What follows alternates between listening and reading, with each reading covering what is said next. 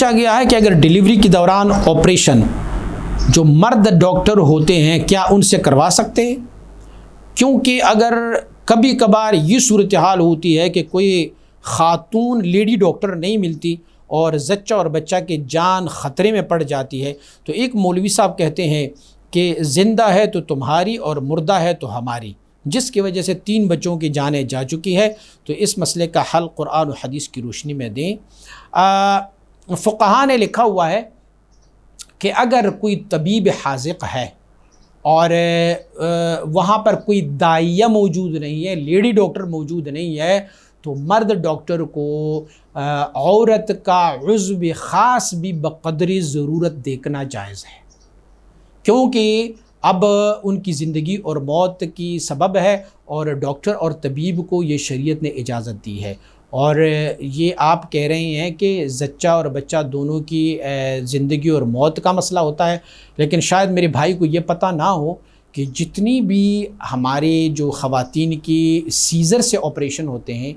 جو ان کی delivery scissor اور آپریشن سے ہوتی ہیں، تو اس میں سے 90% جو آپریشن کرنے والے ہوتے ہیں وہ مرد ڈاکٹر ہی ہوتے ہیں۔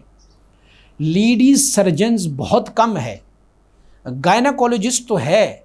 وہ اسپیشلسٹ تو ہے اس کام کی، ڈیلیور کرانے کی تو ہے، لیکن جب ضرورت پڑ جاتی ہے کہ اب ان کو سیزر کروانا ہے تو پاکستان میں 90% جو ڈیلیوری کے دوران جو آپریشن کرایا جاتا ہے وہ مرد ڈاکٹر ہی کرتے ہیں، کیونکہ خواتین میں ہمارے جو سرجنز خواتین ہیں ڈاکٹر میں وہ بہت کم ہے۔ تو شریعت نے اس کو اجازت دی بھی ہے، بالکل کروا سکتے ہیں۔ مولوی صاحب جو ہے وہ پتہ نہیں زندہ اور مردے کے دور میں ہے کہ زندہ ہوا تو تمہارے اور مر گئے تو ہمارے، یہ مسئلہ صحیح نہیں ہے، بلکہ ایک انسان کی زندگی جو ہے وہ بہت اہم ہے، تو اس کے لیے شریعت مطلق دیکھیں الضرورات تبیح المحظورات، جو ضرورتیں ہوتی ہیں وہ ممنوع چیزوں کو بھی جائز قرار دے دیتی ہیں۔ اب آپ دیکھیں اضطرار کی حالت جب ہو،